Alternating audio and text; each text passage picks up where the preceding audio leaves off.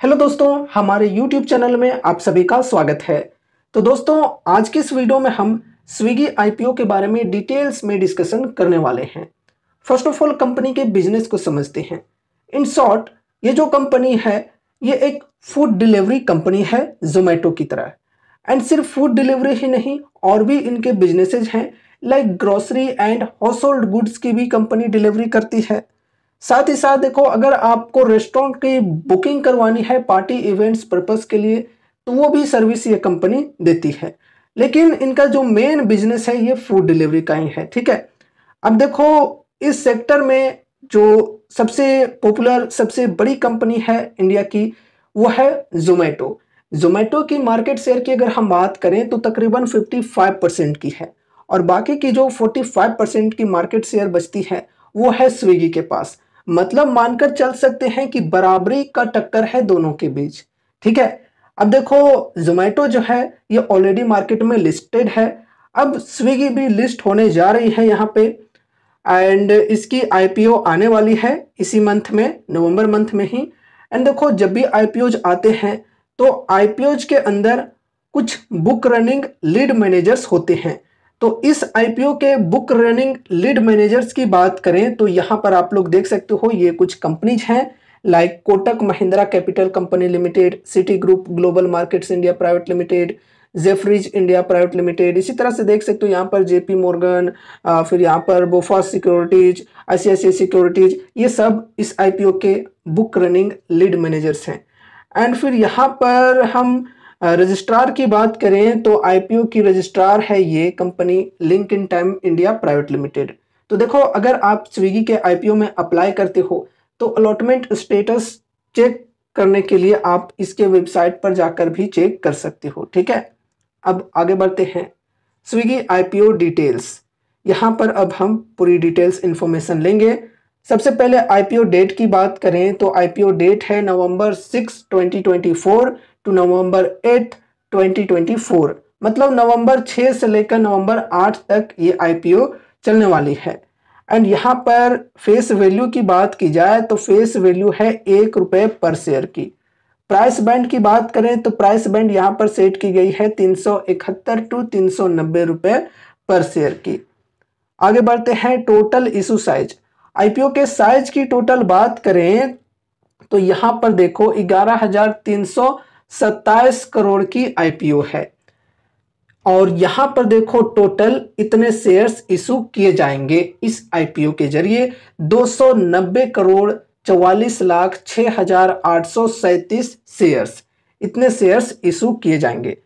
और इसमें से फ्रेश इशू की बात करें तो 115 करोड़ 35,08,974 शेयर्स इशू किए जाएंगे, जिसके माध्यम से कंपनी तकरीबन 4500 करोड़ की फंड रेजिंग करने वाली है फ्रेश इशू के जरिए। ठीक है, एंड उसके बाद जो अमाउंट्स बचते हैं वो ऑफर फॉर सेल की अमाउंट है।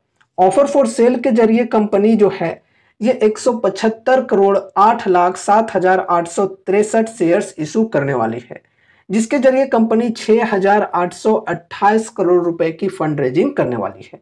आई थिंक आप सभी को इशू साइज के बारे में पूरी इंफॉर्मेशन हो चुकी होगी। इशू साइज कितने की है, जिसमें से ऑफर फॉर सेल कितने का है एंड फ्रेश इशू कितने का है, ये सब कुछ आपको आइडियाज मिल चुके होंगे। अब यहाँ पर हम इशू टाइप की बात करें तो ये है issue type book build issue IPO है।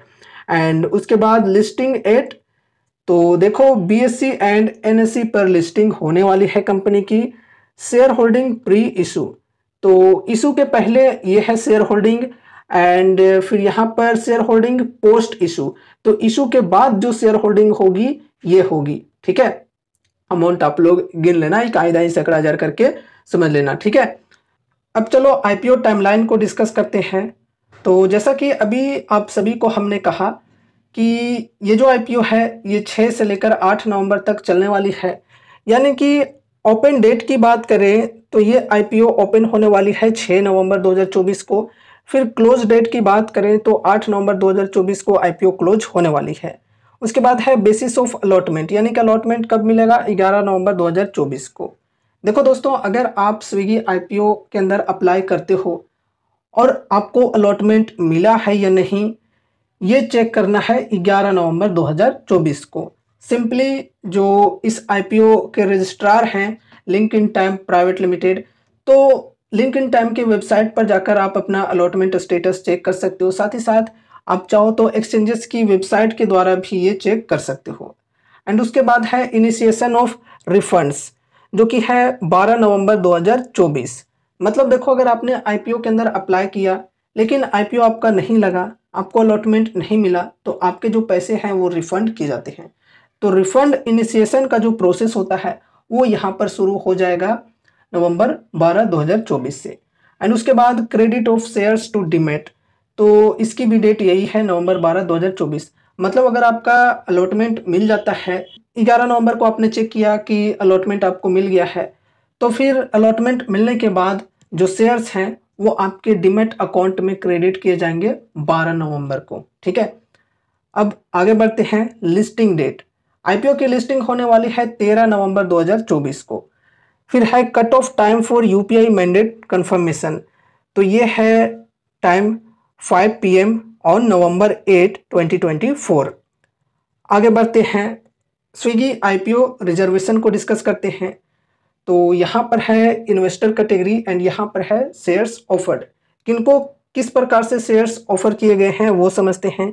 क्यूआईबी शेयर्स ऑफर्ड यानी कि क्वालिफाइड इंस्टीट्यूशनल बायर्स के लिए किस प्रकार के ऑफर रखे गए हैं, not more than 75% of the net issue. फिर retail shares offered not more than 10% of the net issue. And उसके बाद एनआईआई या फिर कहें कि एचएनआई शेयर्स ऑफर्ड की बात करें तो not more then 15% of the net issue. तो इस प्रकार से यहाँ पर ऑफर किए गए हैं अलग अलग कैटेगरीज के अंदर। ठीक है, आगे बढ़ते हैं। आईपीओ के बारे में हमने समझ लिया है, अब थोड़ी सी फाइनेंशियल को डिस्कस कर लेते हैं स्विगी की। तो देखो, ये है 31 मार्च 2022 की डेटा, फिर है 31 मार्च 2023, 31 मार्च 2024 एंड उसके बाद 30 जून 2024 यानी कि FY25 के Q1 की डेटा है ये। सबसे पहले एसेट्स की बात करें तो 2022 में एसेट्स थे कंपनी के अंदर 14,405 करोड़ के, जो कि 2023 में घटकर 11,280 करोड़ पर पहुंच गई। फिर 2024 में 10,529 करोड़ पर पहुंच गई। एंड फिर यहाँ पर हम Q1 FY25 की बात करें तो यहाँ पर 10,341 करोड़ की एसेट्स रही है। अब हम रेवेन्यू की बात करते हैं तो रेवेन्यू के अंदर पिछले कुछ सालों में ग्रोथ देखने को मिली है कंसिस्टेंसी के साथ। सबसे पहले हम 2022 की बात करें तो 6119 करोड़ के अप्रॉक्स रेवेन्यू थे यहाँ पर, जो कि 2023 में बढ़कर 8714 करोड़ पर पहुँच गई। फिर यहाँ पर 2024 में 11,634 करोड़ पर पहुँच गई। एंड उसके बाद यहाँ पर हम Q1 FY25 की बात करें तो यहाँ पर 3310 करोड़ की रेवेन्यू कंपनी ने जनरेट की है। देखो दोस्तों, ये 3 मंथ की डेटा है, ये ध्यान में रखकर चलना, और ये सब पूरे 12 मंथ की डेटा है, पूरे फाइनेंशियल ईयर की डेटा है। ठीक है, अब यहाँ पर हम प्रॉफिट आफ्टर टैक्स की बात करें तो यहाँ पर देखो माइनस में हमें देखने को मिल रहे हैं पिछले कुछ सालों में। सबसे पहले 2022 की बात करें तो कंपनी के पास नेट लॉस थी 3628 करोड़ की, जो कि 2023 में बढ़कर 4179 करोड़ पर पहुंच गई। एंड उसके बाद यहाँ पर 2024 में जो लॉस हैं ये कुछ कम हुए, 2350 करोड़ पर लॉस पहुंचे हैं। एंड उसके बाद यहाँ पर अगर हम Q1 FY25 की बात करें तो यहाँ पर माइनस 611 करोड़ की नेट लॉस कंपनी ने करी है। अब यहाँ पर हम नेट वर्थ को डिस्कस करते हैं तो 2022 में 12,266 करोड़ की नेट वर्थ थी, जो कि 2023 में घटकर 9,056 करोड़ पर पहुंच गई। फिर यहाँ पर घटकर 7,791 करोड़ पर पहुंच गई। एंड उसके बाद यहाँ पर देखो 7,444 करोड़ पर पहुंच गई है। एंड उसके बाद यहाँ पर रिजर्व्स एंड सरप्लस की बात करें तो ये भी यहाँ पर माइनस में है। ठीक है, यहाँ पर 2022 की बात करें तो माइनस 3311 करोड़, फिर 2023 में माइनस 6510 करोड़, फिर यहाँ पर बढ़कर माइनस 7880 करोड़ एंड उसके बाद यहाँ पर माइनस 7750 करोड़। तो ये यहाँ पर माइनस में है। फिर टोटल बोरोइंग की बात करें तो 2024 मार्च तक की बात करें तो इस वक्त कंपनी के पास टोटल बोरोइंग यानी कि जो कर्जे होते हैं वो रहे हैं 211 करोड़ के अप्रॉक्स, जो कि Q1 FY25 तक बढ़कर 256 करोड़ पर पहुंच गई है।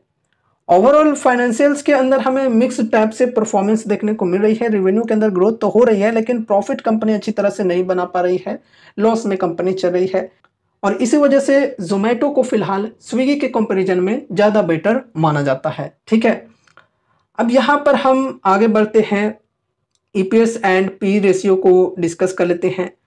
तो प्री आईपीओ अगर हम ईपीएस की बात करें तो देखो ये माइनस में है, -11.07 की है, जो कि आईपीओ आने के बाद जो है ये -10.92 पर पहुंच सकती है।